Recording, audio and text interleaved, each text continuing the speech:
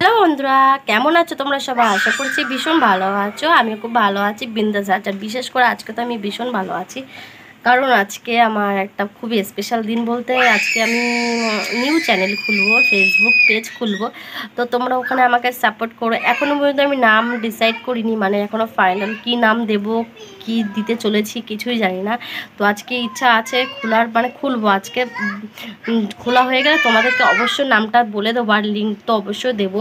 তো যাই হোক, আজকে হলো একটা রিকোয়েস্ট ভিডিও নিয়ে চলে এসেছি। তো অনেক কথা বলে ফেললাম।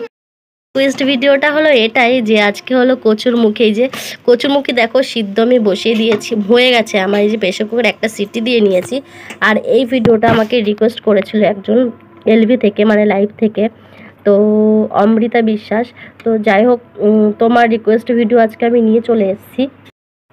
আর তেমন ভালো চিংড়ি মাছ পাইনি, এটা হলো কুচো চিংড়ি, মানে খুব ছোট ছোট চিংড়ি ছাড়াতে ভীষণ কষ্ট হয়েছে। তবুও রিকোয়েস্ট করেছে বলে কথা, না করলে তো হয় না। তো এগুলো ভেজে নেবো আর কচুরমুখী ছাড়িয়ে নেবো। তো বন্ধুরা দেখো, আমার কিন্তু কচুরমুখী ছাড়ানো হয়ে গেছে। আর কচুরমুখী ছাড়াতে অনেক টাইম লেগেছে। আর এটা হলো খুব ভালো কচুরমুখী, ওর জন্য দেখো কেমনটা গলে গেছে। তো যাই হোক, আজকে রান্নাটা আমার একটু অন্যরকমভাবেই করতে হবে, যেহেতু গলে গেছে। জলের মধ্যে ফুটালে আরোই গলে যাবে, চেন্নও পাওয়া যাবে না, তো সেজন্য। আর আমি কিন্তু আরেকটা রেসিপি রান্না করেছি, দেখো লোটে মাছ।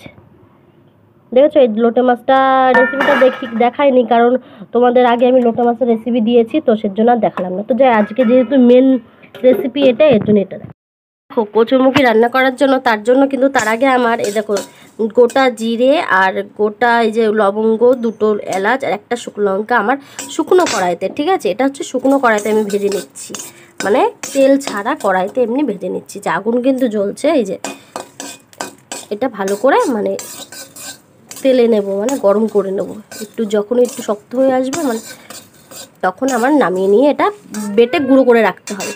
এইটাই হচ্ছে ম্যাজিক মশলা, ঠিক আছে? এটা হলো কচুরমুখীতে না দিলে কোনো স্বাদ পাওয়া যাবে না। তোমরা একবার ট্রাই করে দেখতে পারো বন্ধুরা। আমি কিন্তু রান্নাটা করার জন্য শিলে মশলা বাটছি, আর এখানে কিন্তু আছে একটু সামান্য আদা আর একটু জিরে।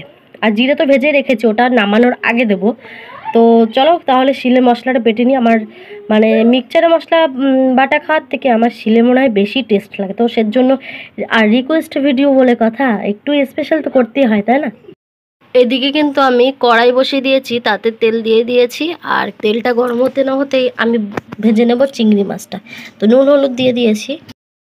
তো এই যে চিংড়ি মাছ কিন্তু আমি ভাজা বসিয়ে দিয়েছি। আর এটা কিন্তু বেশি ভাজবো না, হালকা করে ভাজবো, কারণ চিংড়ি মাছ বেশি ভাজলে কিন্তু শক্ত হয়ে যায়, ভালো লাগে না খেতে। তো এটা হচ্ছে হালকা করে কোনো মতে, মানে 1 মিনিট মতন ভেজে নামিয়ে নেব।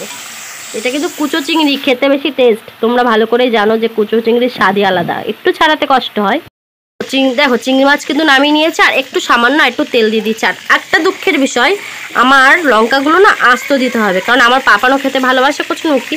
এই আস্ত লঙ্কা দেবো আমি, ঠিক আছে? আর একটা লঙ্কা এই যে বেটে দেবো, কেননা আমার পাপা না হলে বেশি ঝাল হলে খেতে পারবে না। যার লঙ্কা হবে সে মানে সে ডলে খাবে, এটাই হলো। আর কারণ আর কিছুই না।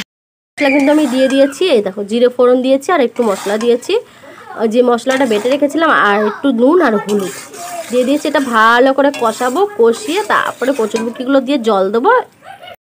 তো বন্ধুরা, মশলা কষানো হয়ে গেছে, তো আমি দিয়ে দিয়েছি কচুরমুখী। তো তারপরে এটা একটুখানি ভালো করে নাড়িয়ে চাড়িয়ে একটু জল দিয়ে দেবো। তো বন্ধুরা, জল কিন্তু আমি দিয়ে দিয়েছি, আর এটা ফুটবে, তারপরে দেব মাছগুলো।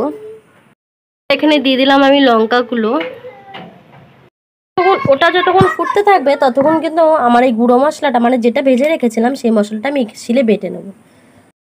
তো বন্ধুরা দেখো, এই তরকারিটা কিন্তু ফুটে গেছে। এবার আমি দিয়ে দেবো মাছগুলো। দেখতে পাচ্ছ, এই যে চিংড়ি মাছগুলো দিয়ে দিয়েছি। এবার এটা ফুটুক ভালো করে। দেখো আমার তরকারি কিন্তু হয়ে গিয়েছে। এবার আমি একটু দেবো গরম মশলা। এবার এই যে দেখতেই পাচ্ছ গরম মশলা দিয়েছি। এবার আমি নামিয়ে নেবো। আর বেশ একটু পাতলা করেছি, কারণ একটু পাতলা না করলে কচুরমুখী যেহেতু টেনে নেবে, সেই জন্য আমাকে একটু পাতলা করতেই হতো। তো গাইস, এই যে একটু ঝোল ঝোল নামিয়েছি, কারণ এটা বসে যাবে, এতটা ঝোল থাকবে না। তো কেমন হয়েছে আমার রেসিপিটা অবশ্যই কমেন্টে জানিও, ঠিক আছে? বাবা ধোয়া হচ্ছে, কালারটা ফ্যাকাশে।